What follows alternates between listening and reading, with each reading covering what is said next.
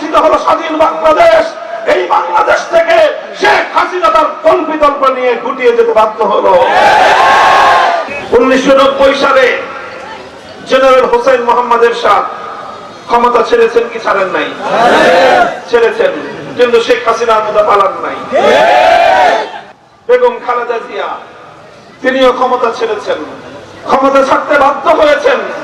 অশীতিপর বয়সে জীবন মৃত্যুর সন্ধিক্ষণে দাঁড়িয়ে কারা প্রকোষ্ঠে বছরের পর বছর সময় কাটিয়েছেন, হাসি মুখে কারাগারকে বরণ করেছেন। শেখ হাসিনার মতো বিরুদ্ধা প্রদর্শন করেন নাই। বাংলাদেশের মানুষের কথা ভাবেন নাই, আওয়ামী লীগের কোন নেতা কর্মীর কথা তিনি ভাবেন নাই। কেন ভাবেন নাই? আওয়ামী লীগের মধ্যে যদি কোনো বিবেকবান বুদ্ধিমান কোন নেতা কর্মী থেকে থাকেন,